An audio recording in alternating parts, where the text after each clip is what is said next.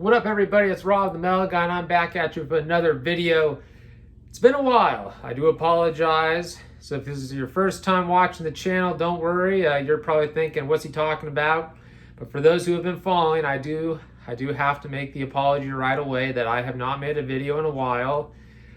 Been busy, a lot going on. Been going to some concerts. Definitely haven't talked about those. Saw TSOL, the Brentwood Emporium. Really good show. Legendary punk band. Dance With Me is one of my favorite releases, so got to see them playing some songs off of that, which I was really happy. And then I saw Kreator, Testament, and Possessed. Great show. All three bands killer. San Francisco, not so much. Still a toilet, especially where I parked. Oh my gosh, it was like watching a zombie film. I thought it was, Night of the Living Dead or something. Oh, geez, some of those people. But yeah, I've been busy, work, this and that. But I shouldn't make excuses. I do apologize, and I'll try to become a person that makes more regular content if I can, make it work out. Let you know how life is sometimes, right? You try to stick to something, but things come up, and I do feel that the last video I said the same thing. I was like, oh, I'm going to try to be making more regular content, and again, no one to blame but myself. So I do apologize for the laziness on the channel, but since I haven't made a video in a while, I do have quite a few album updates, and that's why I thought this would be the perfect video to share some releases that I bought recently that actually I ordered and one came in finally. It took a little while. I know the label had said that they had some issues, I think maybe pressing, or there was a delay, so glad that finally came out. So let's start with that one, actually. So that's what this video will be. Collection update for all you people. It'll be a diverse collection update, ranging from metal to post-punk goth rock. But first, here it is. This is Cemetery Filth's brand new EP that they put out this year. And this is the one, I had ordered this a while back. This is called Sense of Detriment from the band Cemetery Filth. There's a bit of a glare, so try not to... Really nice artwork, so I'm trying to get you to see that. As you can see, Cemetery Filth, one of my favorite death metal bands in recent years. They've gone through, they have a new lineup for this album, but the singer-guitarist Maddie Kilpatrick, Maddie played on the first Cemetery Filth release, which I'm a huge fan of. Actually, the Four Doors to Death. It was a four-way split that Unspeakable Acts Records put out. And that's the first time I had heard of Cemetery Filth. And I interviewed Maddie for the radio show I hosted in college. And talk about an awesome guest. Like someone who was really down to earth, getting to speak with and interview and talk about metal music. And very similar to the old school style death metal bands like Death, Obituary, Pestilence. If you're a fan of that, you need to check out Cemetery Filth. And with this new lineup, I really do feel Maddie has something going. The lineup is solid, the talent is there, and the songs, there's 3 new songs. Then they have Cosmic Wraiths, which was on that Four Doors to Death split. They re-recorded that, and then they do a cover of Death, Vacant Planets, which is really good. They're a band that I could see covering a Death song because of the similarities in terms of style and just that old school death metal feel. No, this is really good. If you like old school death metal, got the kiwi colored splatter variant. So yeah, I thought I'd get that one. Doesn't matter to me. As long as I had the album, I was happy because I really do like this band. And I'm hoping that they put out another full-length release. Was that 2020? Was their debut full-length. Haven't had any new music since this. So when I saw that they were making new music this year, I was quite excited. Cemetery Filth, got that. Look at that sticker. This is well done. And I believe this is Rotted Life is the label that put out this album. And I do believe Maddie was very pleased as well with how the label put this release together, the different variants. And like I said, check them out. If you're a fan of old school death metal, you will definitely be hooked by Cemetery Filth. Really solid musicianship and just the old school feel, coming from the Florida style bands, Deicide even. You got a little of that thrown in. They're Atheist. There's a little technical kind of, very technical riffs thrown in here and there. The music is just slamming, mind-bending brutality. Cemetery Filth. Check them out. All right, and then I ordered this a while back. It came from Hells. Actually, I ordered it. It came in a reasonable amount of time, so I'll give a shout out, respect to Hells Headbangers for once again always delivering. Terrible Certainty by Kreator. Really great album. This is, I guess, this is the remastered vinyl. They also have the 2 EPs, Out of the Dark and then Into the Light. So it's a double release, or LP. You get the Terrible Certainty album, and then you also get the 2 EP releases, demos, or what have you, how you want to refer to them. But what I liked about this and what they did, and Kreator is an amazing band. I talked about it in my last video, a huge fan of Pleasure to Kill, the first album. Just, no, they've had, I mean, the first 4 Kreator albums, like I've always said to people, those are some of the best heavy thrash metal albums out there. Again, personally, I think they're better than the first 4 Metallica albums. Just my personal opinion. I know some people might, you know, get their panties in a wad and twist and whine about it, but guess what? That's just how I feel. And what I like about Kreator, they have some great riffs. The songs just stand out, catchy, and probably what I liked about Terrible Certainty was a lot of the lyrics and the songs that really stand out, like One of Us, really like that, No Escape, and then the title track, Terrible Certainty, is really good. I like the riff in that. It's a fun riff to play. But what I would want to point out too is, look at this. You get the opening and you get the lyrics. You also get some liner notes, which is cool, from the band about the songs, and the photos. Man, this was a real good purchase in my opinion. If you're a fan of Kreator and you do not have Terrible Certainty on vinyl, I would recommend getting this. The photos, everything about this is really good. And that was the same with Pleasure to Kill, the vinyl I have of that. You know, that was re-released. Very well done in terms of the packaging, the art. And they actually, I felt, did a good job keeping the original art. Actually, no, I think that was kind of touched up a little, but it still stands out. In the music, of course, that doesn't change. But the photos that are included and just how it, you know, looks, really solid work again. And this was actually, I believe, Noise Records. This was originally, and also EMG, who worked on the re-release, remastered here. Good release. If you haven't checked this one out, I don't know what's going on there. If you're a fan of heavy metal, man, you gotta check out Kreator. Great band. And live, they put on an amazing show. The live show was unbelievable. I loved the demons.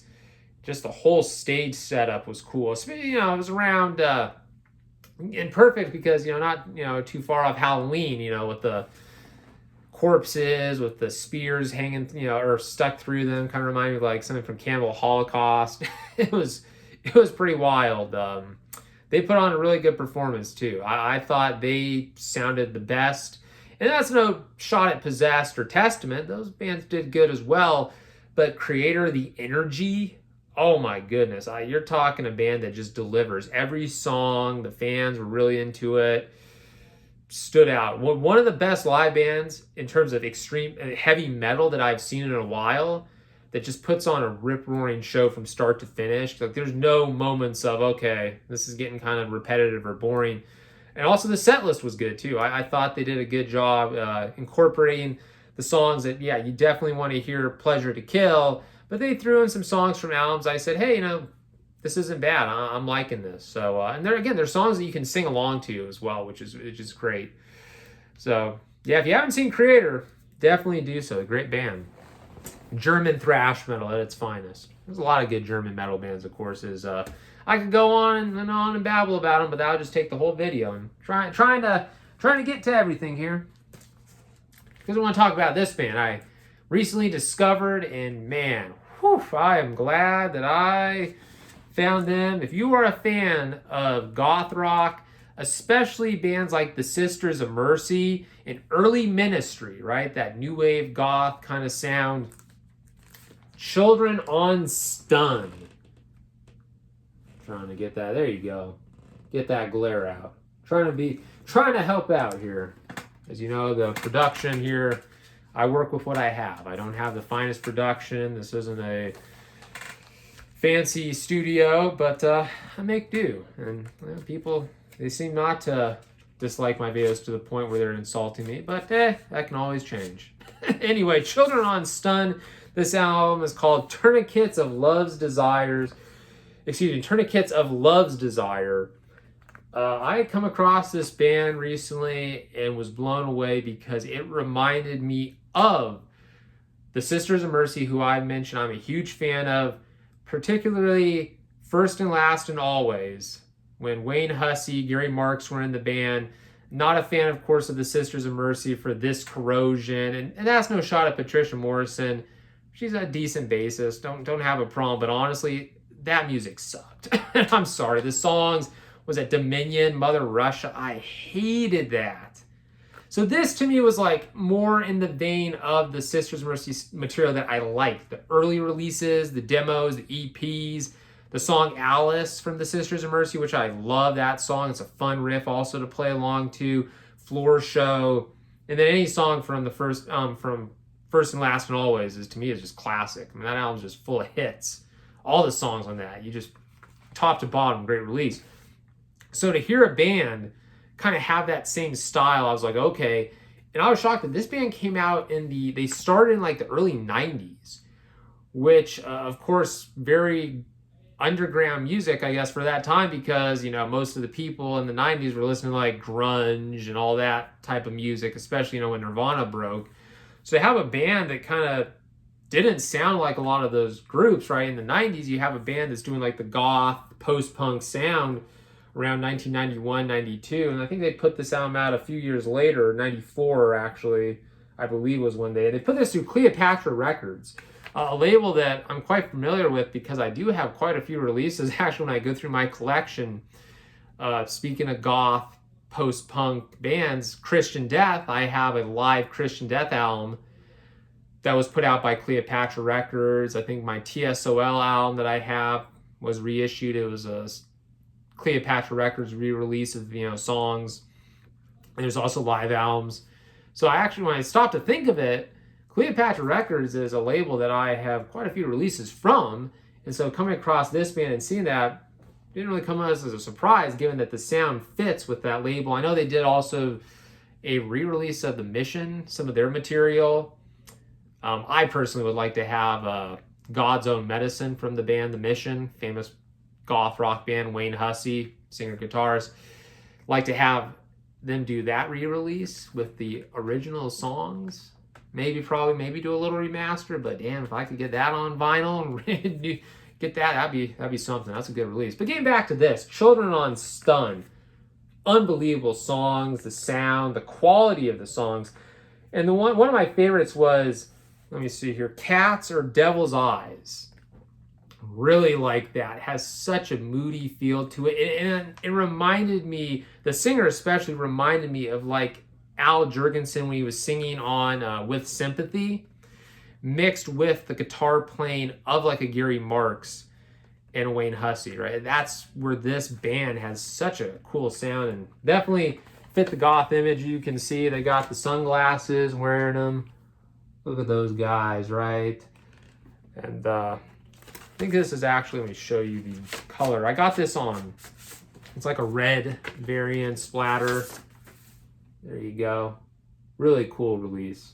Well done. But the music, I was playing along to one of the riffs actually a couple days ago, just because I liked it a lot. I think the song was Sidelined. It's a good song. And then Pandora's Box. It's kind of got a doomy goth feel to it. But what I love about goth rock is the bands, you know, look at them. They're not wearing sunglasses. Yeah, they got the long black hair. But it's sometimes interesting is like when you go to shows, like when I saw The Mission, you have people that, yeah, they definitely put on the makeup. They're trying to look like vampires, that's part of it. But then you have people that don't, like myself.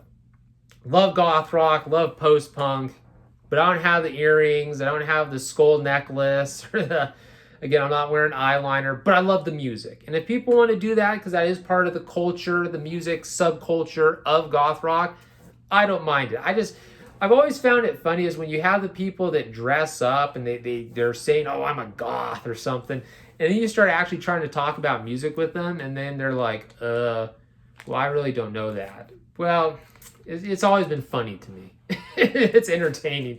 They think they're like these vampires or something. It's like, dude, calm down. Just calm down. You're not the Prince of Darkness or the Princess of Darkness or whatever what you want to call yourself. You're dressing up like it's Halloween, and hey, there's nothing wrong with that. You have a right to do it. But remember, it's always about the music. Because there's some bands, they could dress up like the vampires and they could be a quote goth rock band and they suck. But a band like Children on Stun, good release. Highly recommend it. To me, this band should have, to me, made it bigger. But unfortunately, in the 90s, it was not what the labels were looking for. Just what it is, right? Everyone, especially when Nirvana was breaking, and then Pearl Jam, oh my God, Eddie Vedder, and then later on Creed, Can You Take Me Higher? Oh, that guy's voice. He sounded like a goat that was drinking Alka-Seltzer that got shot with a poison blow dart from an Amazon rainforest, pygmy. I don't know where I came up with that one. That was totally out of my mind. I apologize. I probably offended somebody with that one, but hey, you know what? Creed sucked, and just how it is. Just got to throw it out there, and but getting back to Children on Stun, like so many bands, if you're an atypical artist at a certain time, it can be very challenging, but you do have the cult following. And luckily, you have labels that were very supportive of the music because, hey, that's what they cared about, was promoting artists that could actually make good music that stands the test of time. And sure enough, hey, because of the quality and because of the cult fan base, you have the opportunity to keep that music alive for people like myself to discover. And hopefully, hey, maybe people watching this video, young generations of rock, metal, punk, post-punk, they'll get into goth rock and like it as well. And hey, keep the album alive for years to come. And that's what I'm hoping, right? Because this is part of it's not underground anymore. There's nothing that's underground because of the internet. Everyone has the ability to find out about artists. But it is still a very small community in the world of music when we look at, unfortunately, like mainstream music. Like, a lot of people are going to know who a band like Metallica is compared to a band like Kreator, and that's just how the music and the marketing, the industry set up, unfortunately. Would it be nice if Kreator was making the same amount of money as Metallica? Oh yeah, because in my opinion, Kreator is just as talented. They put out just as good, if not a lot better sounding releases over the years, consistently, in my opinion. But hey, that's just how the world is set up. That's what you got to deal with. And speaking of artists who should have made it bigger, in my opinion, deserve so much more recognition, a band that I've been a fan of, but really got into because of a recommendation. The owner of Discology, Dave, he was going to see them, and we were talking about this band, and it reminded me, he was like, yeah, I've heard some songs from them, and then I started listening to them more because of our discussion. Giving a shout out to Dave from Discology in Reno, Nevada. Great record store. Still have a location. The movie theater went out of business, but if you're in Reno, Dave is still operating Discology. It's a little store near the Truckee River in downtown Reno. It's called Discology. Type it on your little Google search. If you go to Reno somehow, I usually once in a while go there to visit my grandfather. Other than that, I really wouldn't be going to Reno, to be honest. As much as I like Dave and Discology, Reno is not a place I personally enjoy. I can make a video about that, but let's just stick it to. But Dave's a great guy. We were talking about this band, the Chameleons. And this is actually a release called Dolly's Picture, and I'm going to horribly mispronounce it. It's Aufführung in Berlin. Aufführung in Berlin. I apologize. I shall work on my German. Again, this is the problem in America. we we sometimes just stick to English, and we should probably expand our horizons. But America, fast food pickup trucks and bottle rockets and AK-40 or AR-15s or AK-47s. No, that's Russia. But anyway, the Chameleons, great band from the UK, post-punk band. Unbelievable. Also, could you say influence goth rock, part of that scene. Bands like the Sisters of Mercy, bands like The Mission, The Cure, right? They were around. Unfortunately, the Chameleons just never made it as big as a lot of the artists I just mentioned. Didn't get the recognition. They still perform quite often. Like, they did a U.S. tour, and Lathe of Heaven, the band I'm wearing right here, great band from New York City. Check them out. Unbelievable group right there, up and coming. Love their albums, or the one album they put out, Bound by Naked Skies. Also like the EP they did, or the little demo, 4 songs, Moon Driven Sea, one of the best tracks in recent years. One of the best well-written tracks, I'd say, in recent years. But they played with the Chameleons, and I know they're a big fan of them. I'm so glad. I went to Rasputin's and Campbell on Friday, and I picked this up. And shout out to Rasputin's and Campbell. The people that work there, they're awesome.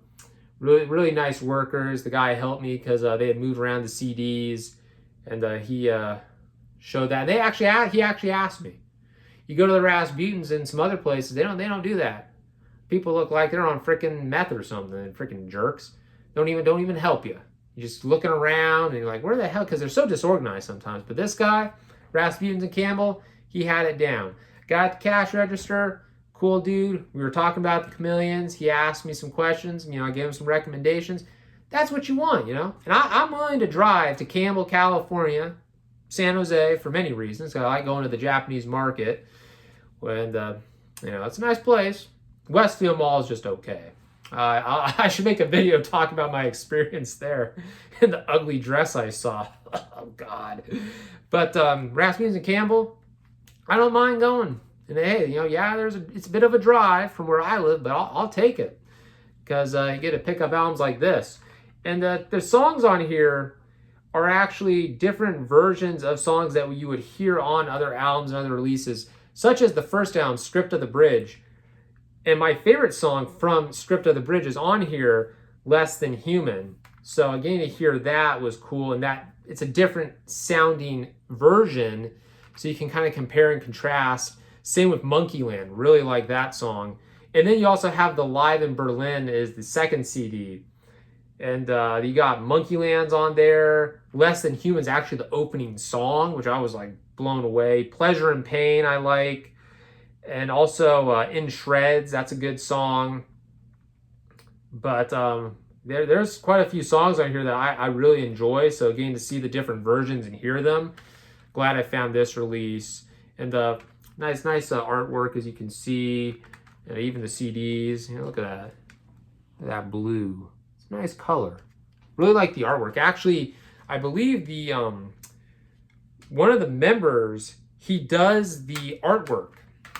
It's off the top. I can't remember if he's the guitarist or not. One of the members I do know did like the artwork for their albums, and to me they really stand out. They kind of remind you of like something from Salvador Dali, and all of the releases I really do like, especially the third album as well from the Chameleons. That's a good release. I like the song Swamp Thing. It's a very catchy riff in the beginning of that song. So, yep, got that. Recommend you checking it out. And got to give those shout outs, support those businesses that are working hard, like Dave and Discology out there in Reno. And also got to give a respect to Rasputin's and Campbell, making the people of Campbell proud. Unlike Dave Meltzer, that stupid wrestling journalist that I don't even know how people would actually read that guy's work. He is such an idiot. It's not even funny. But anyway, I hope you've enjoyed this video. As I said, I'll try to make a little more regular content. I was trying to think about doing movie reviews, but there's been nothing movie-wise. Oh my God, Hollywood sucks right now, and I'm not seeing that Wicked. Oh, it looks bad. Oh, geez. No Ariana lattes, and I don't even know what that other thing is. I can't tell what it looks. I don't even want to get into it. That's how bad it is. And You know, I bet you, did they replace the flying monkeys? I bet you Hollywood nowadays, they probably took out, that was the cool thing when I was a kid, though. The Wizard of Oz was the flying monkeys. I actually wanted to be a flying monkey, you know. They had little outfits on, you know, with little caps or something. Those were cool. No, they probably replaced them with like flying frickin' hipsters on mopeds or something, electric scooters. God damn, Hollywood sucks. So, yeah, I mean, I'll do movie reviews if people want to see that. Just gotta find something to review. Might have to go back to reviewing classic films, or like I talk about classic films, because new films, there's nothing coming out right now. I mean, the Nosferatu people are talking, and I like Willem Dafoe, so I might check that when it comes out, not on the theater, because why spend a bunch of money for something that could turn out to be crap? That's my philosophy right now with the movies. So we'll see. But anyway, like and subscribe. This is Rob the Mellow Guy. Signing off. Have any questions about the releases, drop a comment in the section below. You know how to do it. All right, everybody. Later.